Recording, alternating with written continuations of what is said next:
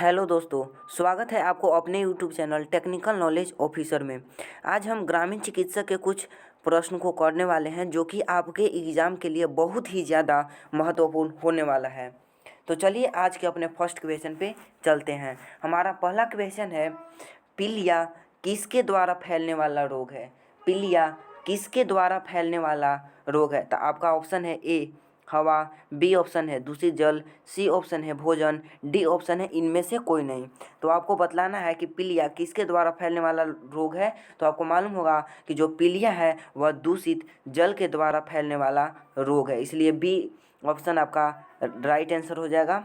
चलिए next question की ओर बढ़ते हैं। हमारा अगला क्वेश्चन है, हैजा दूषित हवा से फैलता है? हैजा दूषित हवा से फैलता है।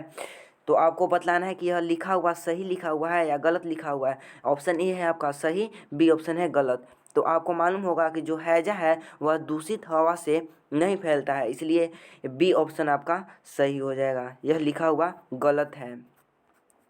चलिए नेक्स्ट क्वेश्चन की ओर बढ़ते हैं। हमारा अगला क्वेश्चन है, भोजन बनाने से पहले हाथ का धोना जरूरी है? तो आपको मालूम होगा कि भोजन बनाने से पहले हाथ को धोना जरूरी है, इसलिए ए ऑप्शन आपका सही हो जाएगा। राइट आंसर ए ऑप्शन सही हो जाएगा, सही। चलिए नेक्स्ट क्वेश्चन की ओर बढ़ते हैं। हमारा अगला क्वेश्चन है, एक आशा दीदी कितने की आबादी के लिए कार्य करती है? ऑप्शन ए है 5,000, बी ऑप्शन है 11,000, सी ऑप्शन है 1,000 या डी ऑप्शन है 500। तो आपको मालूम होगा कि एक आशा दीदी जो होती है वह 1,000 आबादी के लिए कार्य करती है, इसलिए सी ऑप्शन आपका सही हो जाएगा 1,000। यदि यह वीडियो आपको अच्छी लग रही हो तो चैनल को सब्सक्राइब कर दीजिए और वीडियो को लाइक भी कर दीजिए। चलिए नेक्स्ट क्वेश्चन की ओर बढ़ते हैं। हमारा अगला क्वेश्चन है, कान के दर्द को कम करने के लिए पैरासीटामोल की गोली देना चाहिए? कान के दर्द को कम करने के लिए पैरासीटामोल की गोली देना चाहिए। तो आपको मालूम होगा कि कान के दर्द को कम करने के लिए पैरासीटामोल की गोली देना चाहिए, इसलिए ए ऑप्शन आपका सही हो जाएगा हाँ। इसलिए ए ऑप्शन आपका सही हो जाएगा हाँ। चलिए नेक्स्ट क्वेश्चन की ओर बढ़ते हैं। हमारा अगला क्वेश्चन है, सांप काटने पर रक्तरोधी बैंडेज को कितने मिनट से अधिक बंधा हुआ नहीं छोड़ना चाहिए? सांप काटने पर रक्तरोधी बैंडेज को कितने मिनट से अधिक बंधा हुआ नहीं छोड़ना चाहिए? आपका ऑप्शन है ए 10 मिनट, बी ऑप्शन है 30 मिनट, सी ऑप्शन है 45 मिनट, डी ऑप्शन है 60 मिनट। तो आपको मालूम होगा कि सांप काटने पर रक्तरोधी बैंडेज को 45 मिनट से अधिक बंधा हुआ नहीं होना चाहिए, इसलिए राइट आंसर आपका सी ऑप्शन सही हो जाएगा 45 मिनट। 45 मिनट आपका राइट आंसर हो जाएगा, सी ऑप्शन आपका सही हो जाएगा। चलिए नेक्स्ट क्वेश्चन की ओर बढ़ते हैं। हमारे शरीर में कुल कितने अस्थियाँ होती है?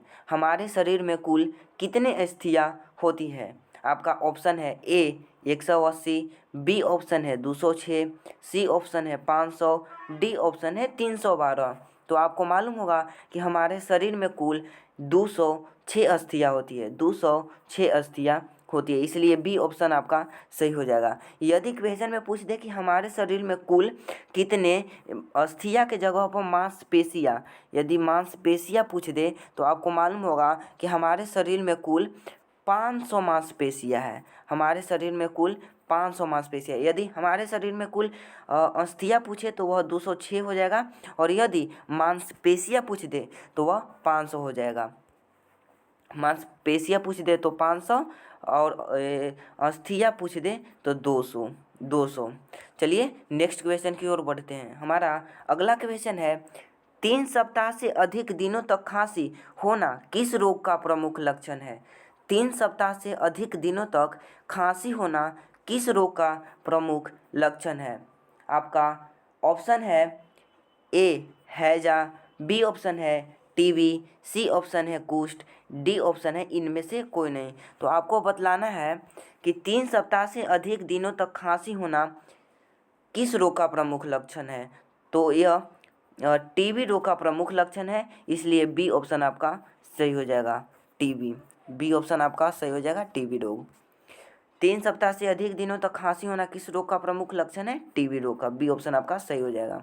चलिए नेक्स्ट क्वेश्चन की ओर बढ़ते हैं। हमारा अगला क्वेश्चन है, गलघोंटू कितने वर्ष से कम आयु के बच्चों को अधिक प्रभावित करता है? गलघोंटू कितने वर्ष से कम आयु के बच्चों को अधिक प्रभावित करता है? आपका ए ऑप्शन है 5 वर्ष, बी ऑप्शन है 10 वर्ष, सी ऑप्शन है 11 वर्ष या डी ऑप्शन है 15 वर्ष। तो आपको मालूम होगा कि जो गलघोंटू होता है वह 5 वर्ष से कम आयु के बच्चों को अधिक प्रभावित करता है, इसलिए ए ऑप्शन आपका सही हो जाएगा 5 वर्ष। ए ऑप्शन आपका सही हो जाएगा 5 वर्ष।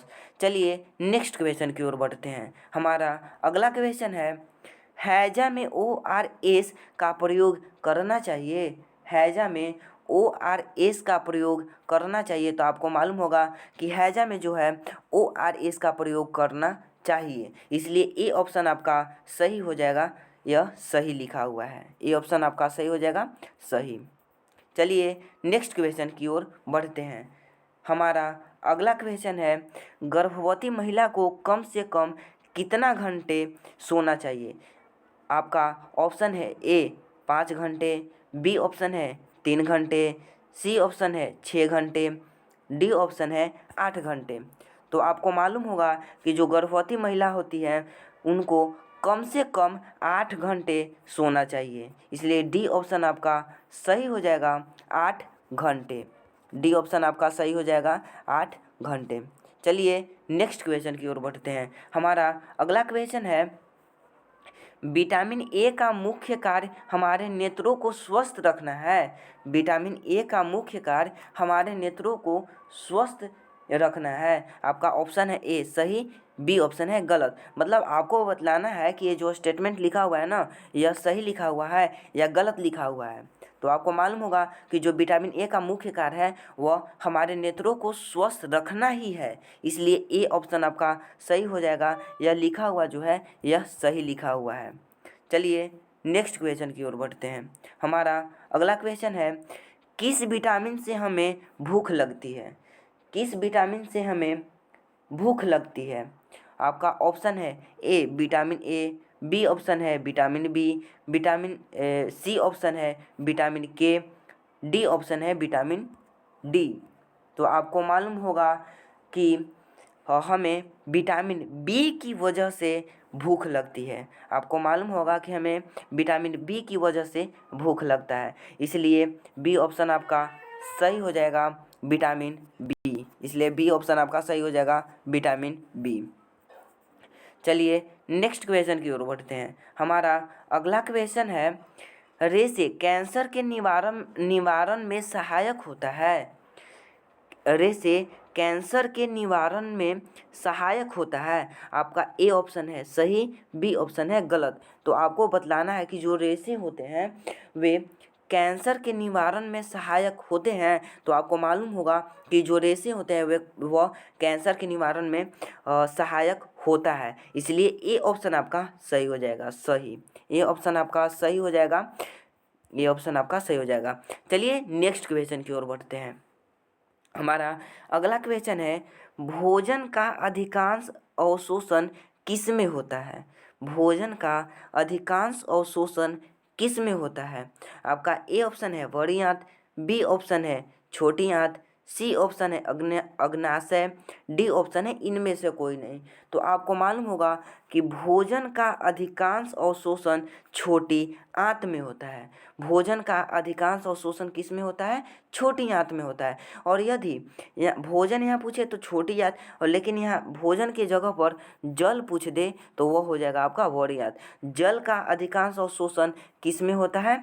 जल का अधिकांश अवशोषण किस में होता है? तो आपको मालूम होगा कि जल का अधिकांश अवशोषण बड़ी आंत में होता है, लेकिन यहाँ पर क्वेश्चन में पूछा है भोजन का अधिकांश अवशोषण किस में होता है, तो वह छोटी आंत हो जाएगा आपका राइट आंसर। चलिए तब तक के लिए इतना ही। यदि यह वीडियो आपको अच्छी लग रही हो या अच्छी लगी हो तो चैनल को सब्सक्राइब कर दीजिए। और हाँ, यदि आप हमारे पिछली वीडियो को नहीं देखे हैं तो डिस्क्रिप्शन में लिंक दे दिया हूँ, वहाँ से जाकर आप हमारे पिछली वीडियो को देख सकते हैं और आप अपनी ग्रामीण चिकित्सा की तैयारी कर सकते हैं। चलिए तब तक के लिए बाय, मिलते हैं नेक्स्ट वीडियो में।